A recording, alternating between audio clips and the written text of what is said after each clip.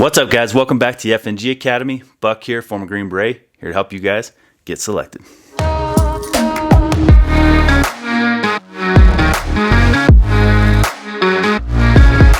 Alright guys, today we're going to talk about my pistol. Before we talk about my pistol and upgrades that I've done and why, I just want to throw it out there that if you're the type of person that just likes to leave their stuff bone stock to make sure that when you need it, it's there, it's going to operate, that's awesome.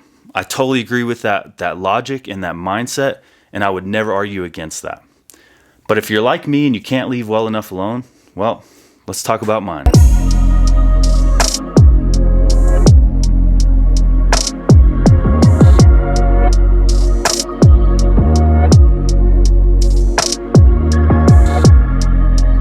Alright guys, so that's a quick look at my pistol. I mean, here she is. Just that being said though, when I was in group and as Special Forces, our pistol is there in case our primary weapon system goes down. So your primary weapon system goes down, you don't try to fix it when you're doing CQB, clearing houses, whatever. You dump that thing. If you pull that trigger and she doesn't go bang, you get rid of it and you draw your pistol. That's what Green Berets use their pistols for. Someone grabs your rifle. You're doing CQB, going through a house. All of a sudden, someone's grabbing your rifle and pulling it. Let them have it. It's on a sling. It's attached to your body. And then you pull your pistol and you start dumping rounds into their guts. So that's what our pistols are for. So not being a primary weapon system, we never really did a lot of modifications on it. But when I switched over to law enforcement, this became my primary weapon system. So I wanted this thing to fit me and be as good for me as possible. So I did a lot of modifications on mine. Let's talk about what I did and why. The first thing I did is a stipple job. So it looks like hot garbage. It's the first one I ever stippled.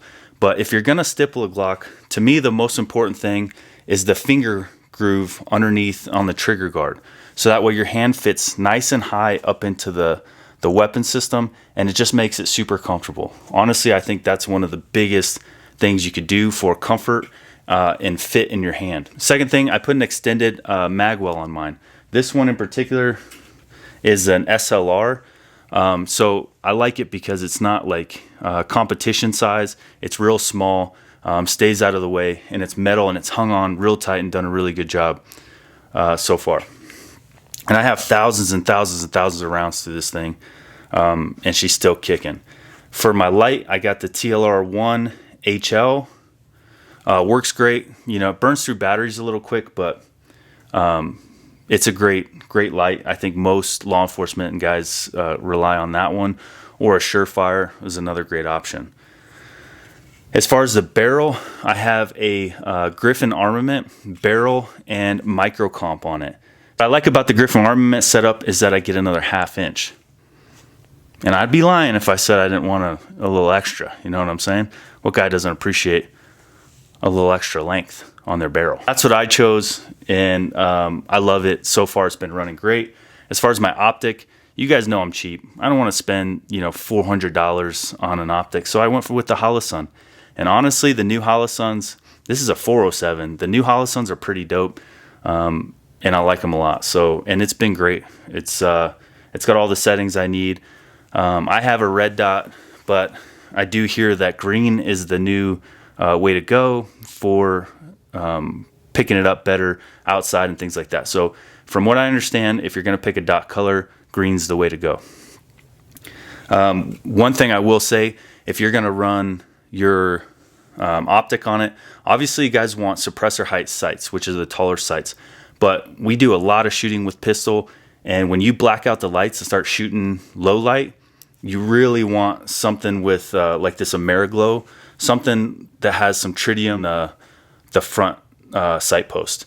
You could have it in the rear too. I chose just to go with the front because as long as I could see my front sight post coming up for presentation when it's blacked out or low light, or if my dot goes out or whatever. And as far as trigger, I went with the Apex.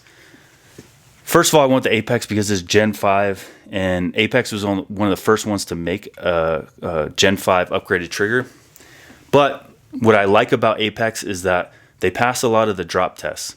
So if you're going to use this for law enforcement or your duty weapon for military, The Apex is a good trigger that it's nicer, it's cleaner. The flat face trigger is sweet, but you're not risking safety by switching to it.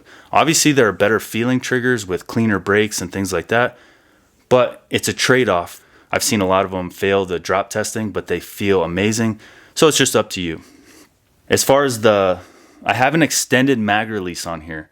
I do not recommend the extended mag release unless you go with the CAGWorks that has the rise and then comes back. I get a lot of slide lock override from this. So slide lock overrides when you have a good grip on your pistol and you're shooting and you hit you're holding the slide lock down so your slide does not lock in the rear position. And then when you run out, instead of having it slide locked, it's going forward, and then you have to do work through your malfunctions drills. So if you're going to go extended slide release, I highly recommend the CAGWorks one and not the stock Glock one, because it's a big issue. One last thing that I learned while playing with my gun and shooting it and getting thousands of rounds through it was one of the upgrades that I did was the Terran Tactical Guide Rod. Having that lightened guide rod, it was great when I had both hands on my gun and I could get that thing locked in super tight.